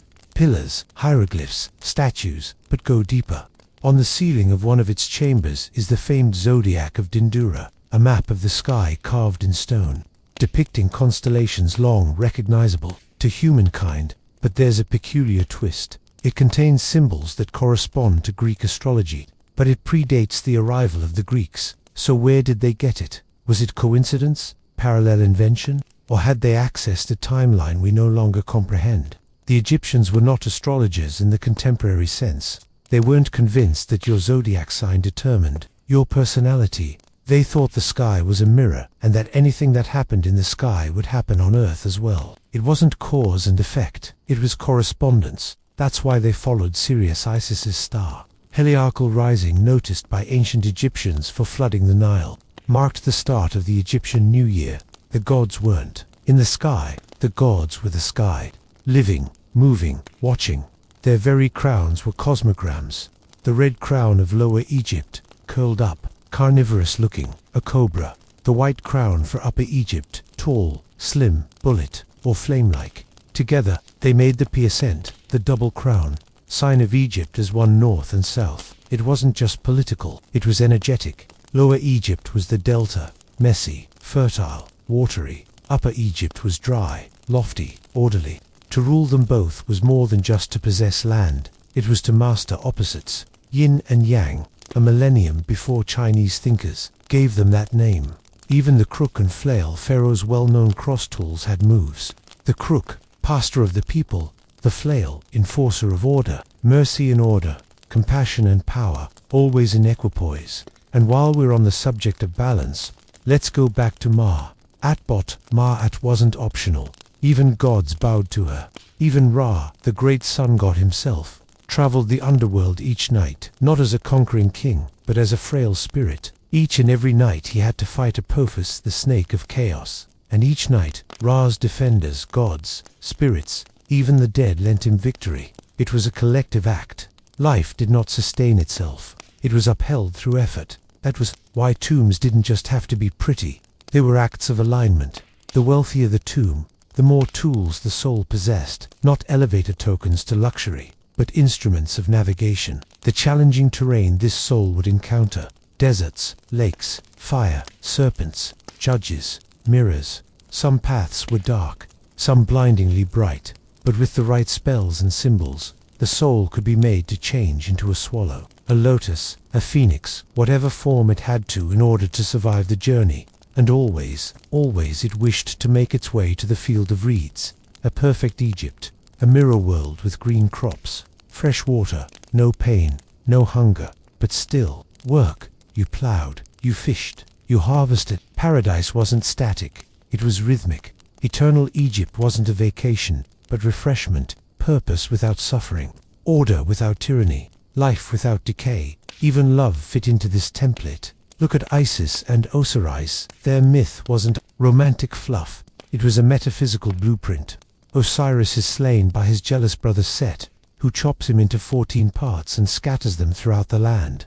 His wife and sister Isis, we're not talking modern moral boundaries here, has all the pieces except the phallus, which a fish ate. Undaunted, she makes a golden replacement, brings him back to life with magic, and gives birth to Horus the Avenger. What does that mean? It means resurrection isn't something that happens to us. It requires searching, reassembly, creation, even when you are missing a piece of yourself. Isis doesn't wait for fate. She is rebuilding the divine with her very own hands. For her, magic is not illusion, it's willpower made real. This story was reenacted every year in festival. Crowds wept over Osiris and celebrated his return. Not in the sense that anyone thought it literally, but because it modeled something more profound, that for all the ways we might be torn to shreds, we could come back, even from mutilation, even from betrayal, even from death. Egypt understood this long before Freud, Jung, or trauma theory. They tried to bury it in gold masks and temple shadows. But the message was clear: you are more than your body. You are not defined by your failures. You are a process, and you can finish yourself. There's something eerie about walking into a tomb. The stillness, the scent of ancient dust, the feeling that you're not merely gazing on the past, it's watching you. Walls tell stories, but they also listen, because tombs weren't graves in Egypt, they were launch pads. Every tomb was a machine. Do and make, tune and switch. Every detail, from its orientation to its artwork to the pigment of its paint, had been planned. The goal, not to preserve a corpse, but to guide a soul. Start with the placement. The majority of tombs are oriented west, toward the setting of the sun, toward the land of the dead. The sun was their timepiece, and the sun was their compass. But it was more than that. The orbit of the sun was the image of the soul's journey: birth, ascent, noon, descent, death, rebirth. A daily resurrection narrative, inscribed in the sky. Now step inside. On the walls, gods stand in profile, never head-on, never haphazard. They're holding symbols, ankhs and wazepters, flails and staffs. None of this is arbitrary. The ankh isn't a cross, it's the breath of life. The loop is the sun, rising on the horizon, that moment when life comes back. The wazepter symbolizes control, the backbone of the cosmos. These aren't decorations. They are spells, programmed into images. And the colors, not random. Red was power, energy, chaos. Blue was creation, water, preservation.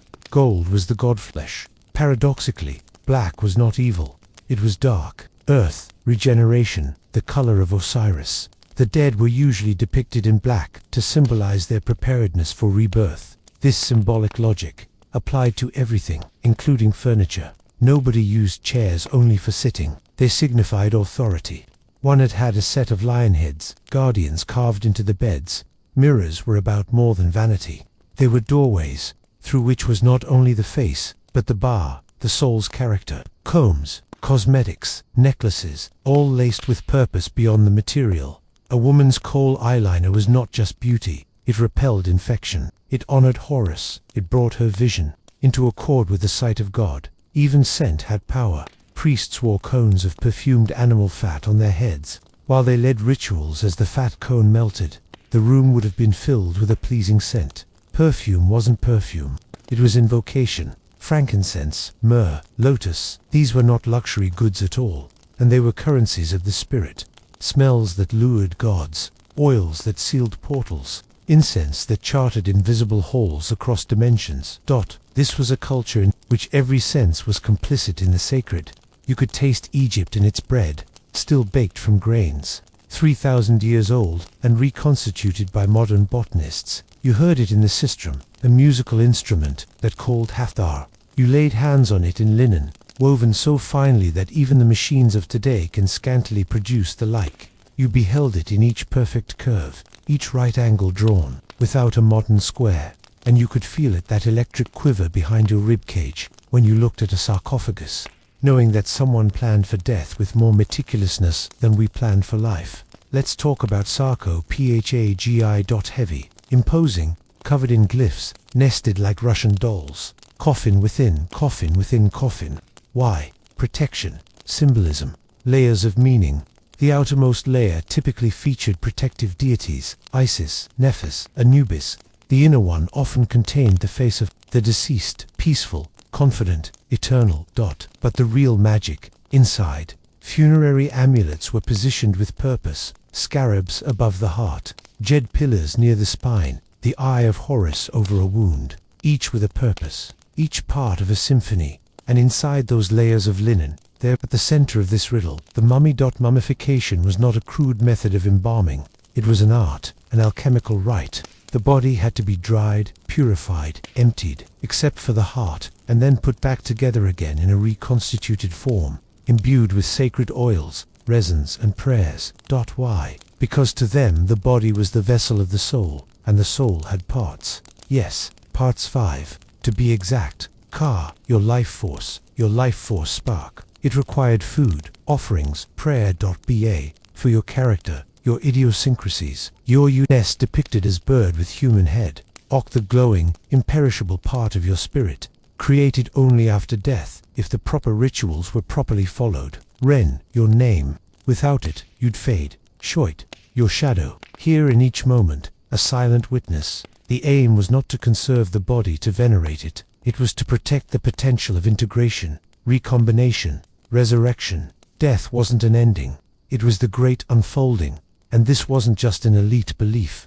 Among the poor, afterlife provisioning was equally sought after. They didn't have the wherewithal to spring for golden sarcophagi or high-priced tombs, but they could go to the grave with a piece of a spell, an end of a charm, a scarab griped like a passport at eternity's gates, for the reason that eternity was not a bribe. It was a right if you lived according to Matt, and we are graffiti, in workers' villages, crude, funny, human.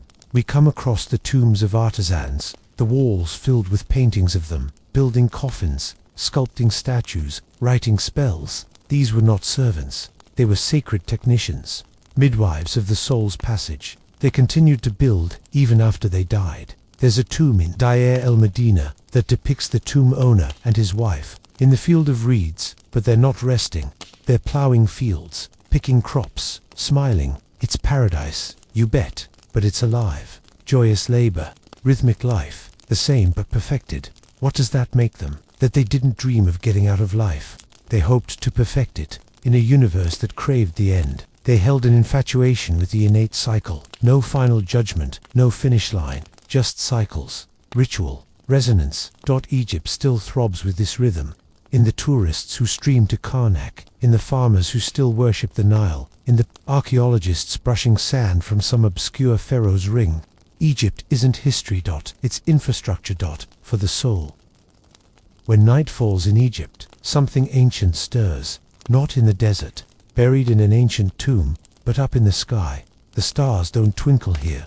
They blaze, cold, patient, eternal, and they weren't far-off balls of gas to the ancient Egyptians. They were souls, anchors, clocks, messengers, gods. They were the imperishable ones. They called them these stars. The circumpolar stars, never setting, were the perfect model of eternal life. The pharaohs of Egypt oriented their pyramids toward them, not carelessly, not approximately, but with fixating precision.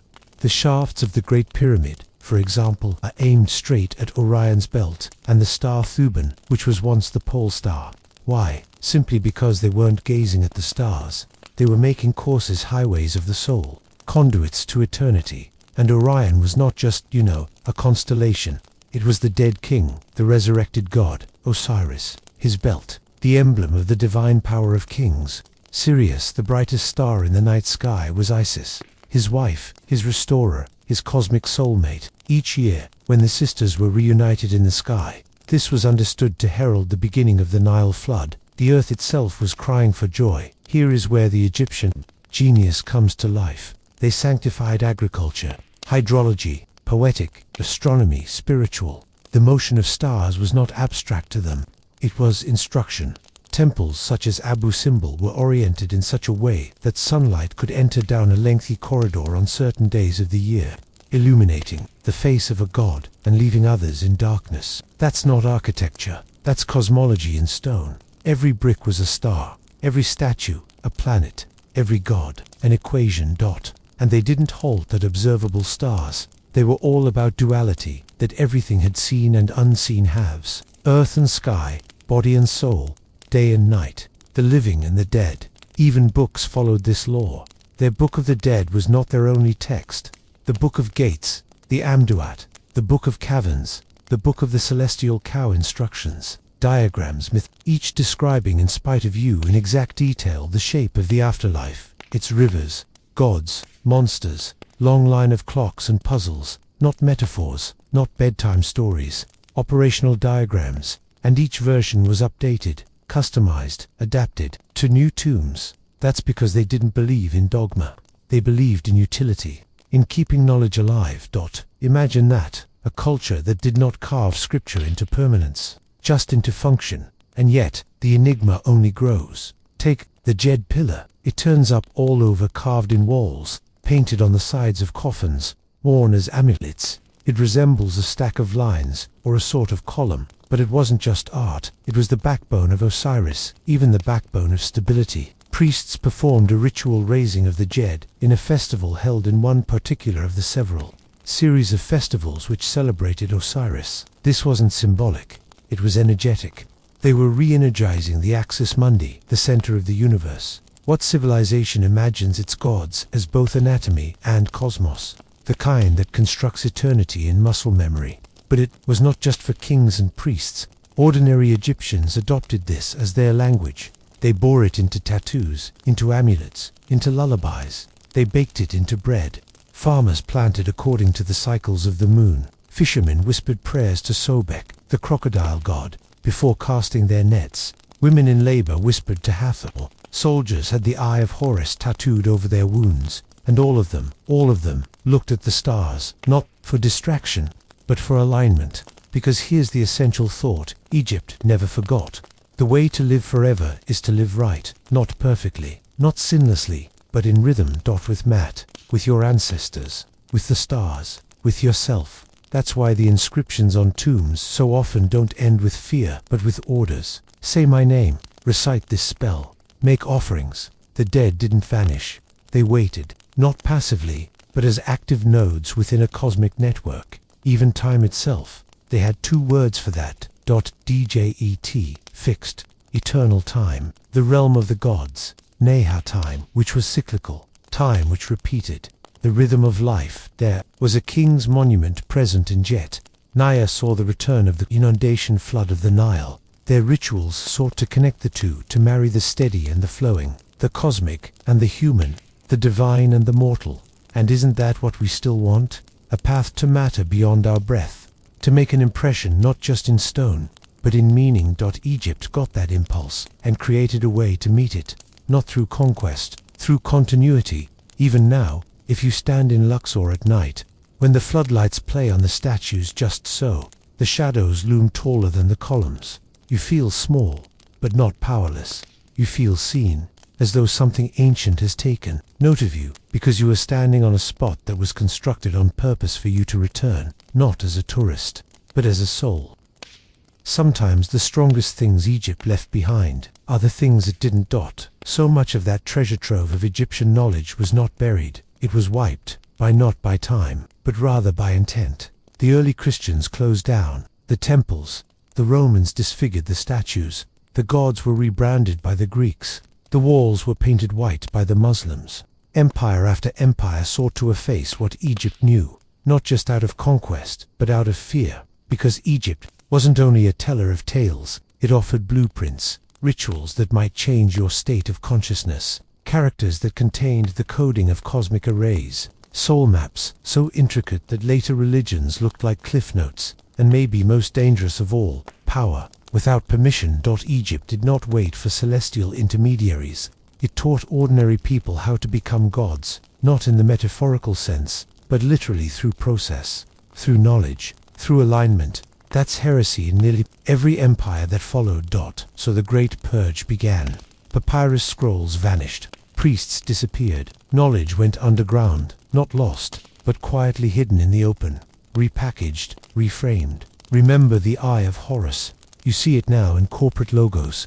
The Ankh, repurposed as Christian crosses. The scarab, a tattoo trend. The pyramid, stuck on dollar bills, all-seeing eye and all. Coincidence or remnants. Even the term alchemy comes from alchemia or black land, Egypt. That wasn't just about metal, it was spiritual alchemy, converting the lead of human frailty into the gold of divine consciousness. 1445, that of his life, and that of his thought, and it's still happening, quietly. Modern science is playing catch-up, rediscovering methods that Egypt encoded 4 millenniums ago. Look at sound therapy. In ancient Egypt, sound and chanting were used in healing rituals. Today, we use binaural beats, frequencies, sonic entrainment. Look at sacred geometry. Their temples are created using the golden ratios and phi spirals. Today, for visual harmony, energy, flow, even mood stabilization, architects use those self-sem ratios. Just consider the study of consciousness. Egyptians wrote about out-of-body experiences, lucid dreaming, astral navigation, centuries before the science of psychology existed. The bar, flying as a bird, that's not just a symbol. It's a clear, thoughtful guidebook dressed in poetry. So no, Egypt never died. It splintered, it went underground, into secret societies, into the shadows of human thought, into the half-mad world of philosophy and esoterica, Kabbalah, Gnosticism, Hermeticism, Rosicrucians. All took Egypt's bones and clothed them anew in myths. The same wisdom, only clothed in other names. But Egypt did not require protection. It needed remembrance. And that's where you come in. While each time you say one of those names, when you say Isis, Osiris, Ra, Anubis, every time you're reigniting a spark, not by magic, but by mnemonic. And these names were not just gods, they were concepts, algorithms, a mindset that programs the human mind for meaning and transformation. Osiris is not just a dead king. He's your broken parts. Isis isn't just a goddess. She's your will to heal. Horus isn't just a falcon. He's your restored clarity. Ra isn't just the sun. He's your rising every morning.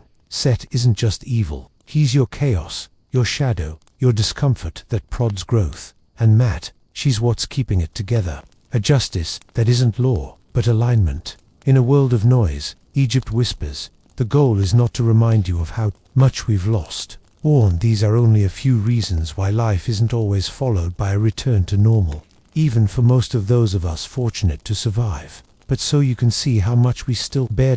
Where they stuck the obelisk in front of the Vatican, Egyptian, the Washington Monument, Egyptian geometry. The emblems of secret fraternities, Egyptian. The search for immortality in modern tech culture, Egyptian lust without Egyptian morality. They wanted to live forever too, but not in server stacks or simulation pods. They wished to live according to right, and to win in that way eternity. That's the difference. That's the key. Maybe that's why we still look back. Partly imagine that, because something in us recalls a time when gods were not unreachably distant, but rather rehearsably near, when death was not something to be feared, but lived, when architecture wasn't just there to shelter you, but to change you, when eponymy was not a commodification, but a hex. We are not nostalgic for Egypt. We look back because in our hearts we know we lost something, and they left us a map.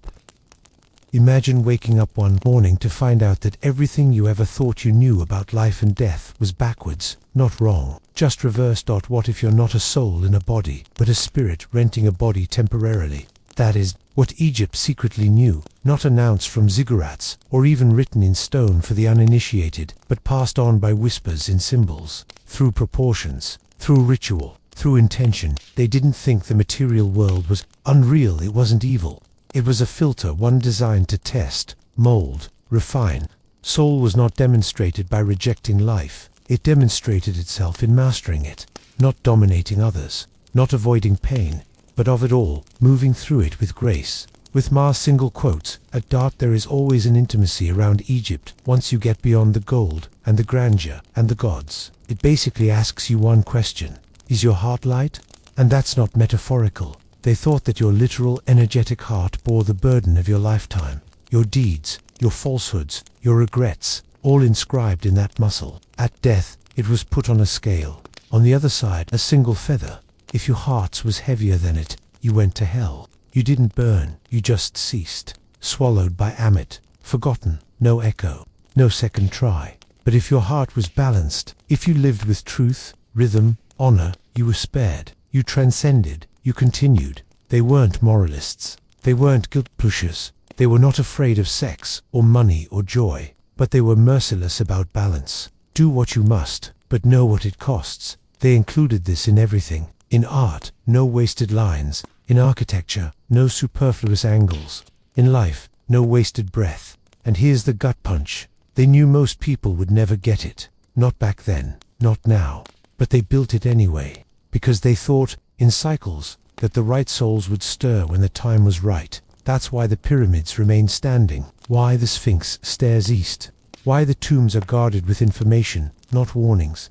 And that's because Egypt was not speaking to its contemporaries. It was speaking to you, not the tourist you, not the Netflix-watching, multitasking, coffee-chugging one, but the deep you, the hand that dreams of illegible dreams, the crying part when you don't know why, the portion that remembers the thing it never should, that there is déjà vu in the face of a column.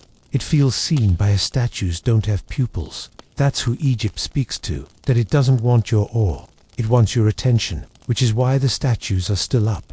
They were not designed to impress, they were made to be seen. You right now, each time you gaze at an image of Horus or drag a digit down a wall of glyphs, you tap into a conversation as old as memory. Not admiration alone, inspiration. You are the ritual now. You are the temple. The gods were never simply out there. They were blueprints for you. Isis, your wound and your healing intelligence. Thoth, your infinite memory. Set, your raw chaos. If you channel it right. Anubis, you guiding yourself through personal underworlds. You're rising again when identity dies. Horus, your focus when the world is ash. It's not mythology, it's internal architecture. They gave you maps. In art, in sound, in myth, they handed you the frequency of the gods in stone and voice. They offered you scarabs, ankhs, eyes, as reminders, and dared you to stop forgetting. You see them everywhere now, right? On t-shirts, on jewelry, on tarot decks, in memes, out of context, maybe, but not powerless. Even perverted, they do not die. Because Egypt knew, if the body goes down, the name goes on. And even if the name evaporates, the pattern persists. The pattern is you. So the next time you see a pyramid, don't just look on in awe, feel what it's doing to you. How it focuses thought, how it sharpens silence, how it grounds your breath. It was made for this, not to be seen, but to be used, as a mirror, as a question, as a riddle. Because Egypt's real tombs aren't limestone, they're built in minds, in memory, in myth, and they're not waiting for archaeologists, they're waiting for the raring to go. There is a moment in the Egyptian Book of the Dead when the soul stands at the place of judgment, heart in hand, name on lips and faces judgment. It's silent, no fanfare, no gods roaring, just you, and the scale. And one question: did you happen to live a life in balance with Matt? It's not looking for what you had. It does not inquire what you believed. It doesn't ask what you beat it. Wonders, did you live in time with the truth? Were your choices and actions balanced? Did your words nourish the world or fracture it? Did your hands weigh heavy with injury or light with purpose? This is because to the ancient Egyptians, eternity wasn't a place you went. It was a state you earned, and it could be lost, not through punishment, but through disconnect. They knew that the worst fate was not pain, but rather to be forgotten, erased from time. No name on a wall, no voice to call you back, which is why they carved so obsessively, why they painted in divine proportions, why they bound up their dead not in linen, but also in language. For memory is resurrection, and perhaps that's what this whole civilization was, a memory machine, a soul engine, a 3,000-year undertaking to build something that would survive, not only empires but also amnesia, because they knew we'd forget. We'd swap ritual for routine, myth for marketing, holy rhythm for calendar alerts. We'd turn symbols into emojis, gods into hashtags, call our ancestors primitive, and forget they harnessed resonance. While we scroll past, but they were patient. The code was hidden in plain sight, and now you feel it, don't you?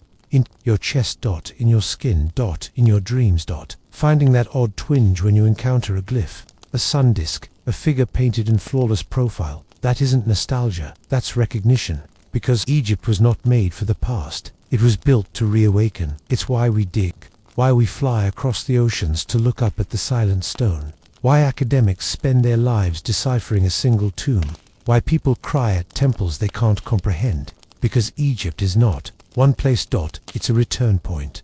And now, after 10 sections, 10 veils, 10 gates, here we are. You've walked the fields, you've weighed the part, you've spoken the names. So now ask yourself, what do you feel right now? Not what you think, not what you believe, what you feel. Because that feeling, that's the gate, that's the key, that's the old you, waking up. And the question is not whether Egypt still exists, it's whether or not you can remember what you are.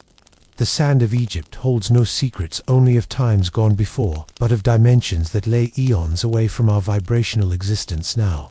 To start our trip to the center of ancient Egypt, we need to shed the image, the tourist posters of pyramids. At sunset, the pop culture mummies wrapped like birthday gifts, even the dusty textbook versions of pharaohs, gods, tombs. What lies below is far stranger, more intelligent, and infinitely more profound than what we've been told. Ancient Egypt didn't simply watch the world, they seemed to engage the world in a manner that indicated a different kind of consciousness. For them, time wasn't linear. The past hadn't disappeared, the future hadn't become a blank, the present hadn't simply fled. It was all happening at once. No wonder their tombs, those glimmering treasure chests of what the Greek poet George Seferis called the life, which then shed forms, were not merely sepulchres, but portals to immortality. Their gods weren't mere mythological figures, they were 3D archetypes lying hidden within the sacred geometry of the temples. The angle between that star and this line, and so forth. One way to understand this is to begin not with the pyramids but with the principle of Mat. Mat was not truth or justice or order alone. The divine language of the universe. It was a goddess and also a law. Pharaohs not only ruled over the people, they upheld Mat. The priests didn't merely interpret dreams, they kept the universe in order. Every decision, all of building, all of the rituals were a negotiation with time itself. An alignment with Mat. Now think of a people who believed the same for 3 millennia. That's older than most modern countries have even been around. What occurs when generations of people consider life an off-field juxtaposition with cosmic forces? You make pyramids that don't come apart. You save bodies that don't rot. You leave writings that speak to people over thousands of years. This wasn't superstition. It was technology of a sort we're accustomed to, just not the sort we're used to. Their science was symbolic. Their mathematics was a kind of mythology. The other side of that was that their architecture was incredibly precise, astronomically, and throughout, the key was not time as a clock, but time as a living, breathing thing. Death was nothing to the ancient Egyptians. In fact, they practiced for it. Their entire lives were a build-up for a journey through the underworld, which they called the duat, a world as real to them as the wakeful realm. The duat was not merely a metaphor for the soul's journey. It was a map of the mind. Sure, a computer has an operating system, And the Egyptians thought reality had a kind of energetic blueprint, and death was just logging out of the physical interface. Let's look at the temples. Take the Temple of Karnak, for example, which was not simply a place of worship. It was a simulator for the cosmic resurrection. As you moved from the outer courtyard to the sanctum, you weren't just moving through space. You weren't just moving through architecture. You were experiencing a transformation. Those columns weren't just columns. They were evocations of the primeval swamp of creation, the chaos before form. The innermost room was not just a chamber, it was the 0 point, the Benban, the primeval hillock of creation, where the god Atom, the set, rose up out of the watery abyss of none. Let that soak in. They wrote the point of creation into the layout of buildings. And now, the pyramids. We all know the Great Pyramid of Giza, but what few people know is that not only is it aligned with the cardinal directions more precisely than some modern buildings, it's also aligned with Orion's belt. Why? For Orion was linked to Osiris, the god of the hereafter. In Egyptian cosmology, your soul went to the stars in death, to Orion and Sirius, which is where the gods lived. Let's pause here. They were identifying star systems with perfect architectural precision more than 4,500 years ago. How they didn't have telescopes, they didn't have satellites, and yet they fitted stone slabs, some weighing more than 70 tons, together so precisely that not even a credit card can slide. Between them, we've called them primitive, but maybe we're the ones with primitive views. For our next plot twist, the sarcophagus inside the king's chamber of the Great Pyramid. It's not for a king. No mummy was found inside, no inscription, but as it happens, it's just a box of dark, echoing emptiness, constructed out from rose granite, sensitively carved and perfectly tuned to a range of vibrational frequencies. Others who have spent time inside describe visions, out-of-body experiences, and altered states. Perhaps this wasn't even a tomb, but a chamber for resonance, a gateway. And this brings us to the Egyptian love of sound. The written language, in hieroglyphics, wasn't only visual, it was sonic. The act of speaking the words of hieroglyph was believed to be magical. Some chants, tones, mantras, were thought to open up portals, or invite deities, or alter the vibration of the soul, to mimic the frequency of the afterlife. And in the architecture, we find evidence for sound design in tombs, temples, and even pyramids. This would mean that ancient Egypt was a symphony composed on sand and in stone, for playing the music of eternity. Let's roll things back a bit, further, to the very beginning of this civilization. No one really knows how Egypt started. The myths tell us that the gods came first: Ptah, Thoth, Isis, Osiris, divine figures who imparted to humans the arts of civilization. Of course, all this is usually dismissed as myth, but what if these stories are symbolic memories from an ancient, advanced epoch? Some scholars argue evidence of advanced tools, cosmic awareness, and abrupt cultural advances by the pre-period. This rise of Egypt wasn't slow and steady. It was instantaneous, as though they were handed a blueprint. This mystery is compounded by the Sphinx. Patterns of erosion on its body indicate that it is thousands of years older than mainstream archaeology holds. Some geologists say it was weathered by rain, not sand, in a climate Egypt has not seen since at least 10,000 BC that pushes its construction into the realm of unknown civilizations, even potentially survivors of a cataclysmic past. And that brings us to the biggest question of all. What if Egypt is not the start, but a rebuilding of something older? Some sort of Atlantean, Lemurian, or interstellar shit? If the heart of ancient Egypt is not a location but a memory, a resonating frequency, a preserved resonance of a culture and civilization that once vibrated in harmony with the cosmos, encoded the science of eternity in their myths and masonry. This is something we are going to continue to investigate. And you didn't just stumble upon this. You didn't land here because of an algorithm, or curiosity, or an idle interest in pyramids and pharaohs.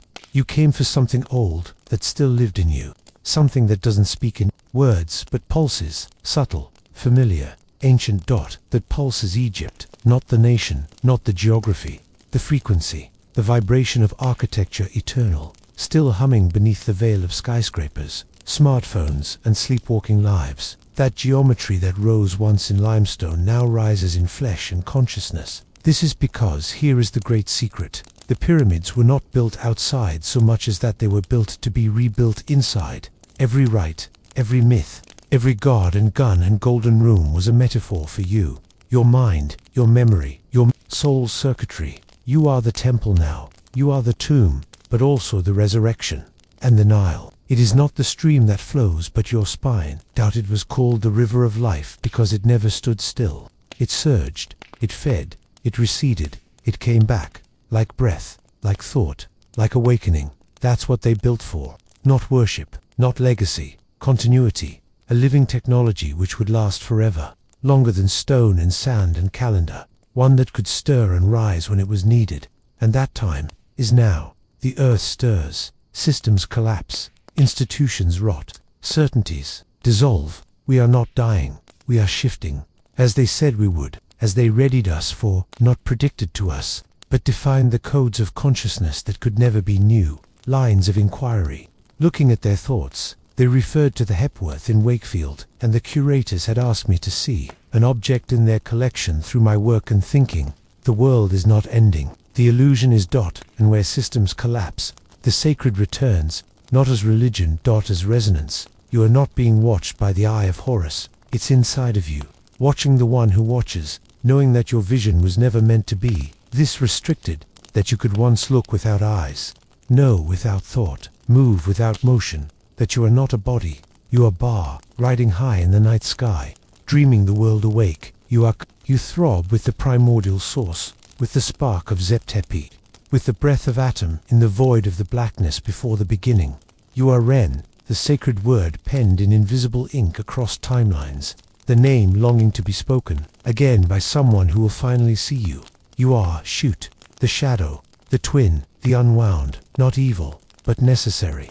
Evidence that you stood in the light before. You are Ark, that great, illuminated one shining in unsullied glory beyond the veil, where even the stars bow down. You are all of it, and it is time to remember.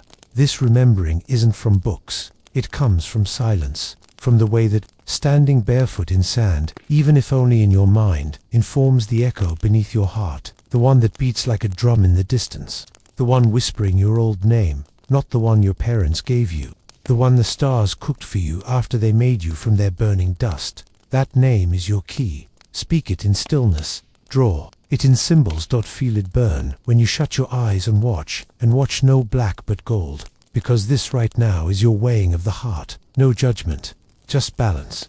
Do you resonate with the truth? And are you bearing what's not yours? Do you live from rhythm or from reaction? The Egyptians built to last, not to impress. They built to trigger memory. They knew this world was to dissolve in noise and rush and information. They knew we would forget. That's why they carved their truths in stone. That when you lose your thread, stone can be awfully hard to erase. But now, the stone doesn't matter. You do. You are the new temple, the resurrected priest, the incarnated code. Every time you opt for presence over panic, you stalk like a pharaoh. You speak the sacred syllables every time you speak truth in a world of illusions. Every time you do right by one another, you save Egypt, not that of the Sandan tourist Egypt, the real one, the eternal one, the one that is sitting there in plain sight, waiting for people like you to awake. You are not a history student. You are its continuation. You are not beneath the gods. You are the part of them that is walking this earth. Then, and now, are the bookends you straddle. You are the living glyph, and now that you know, in the marrow, not in the mind, there is nothing else left to do. Remember who you are, and then, live like you never forgot, because we still haven't left Egypt, that is, through us, now and forever, beyond time, at the heart of everything.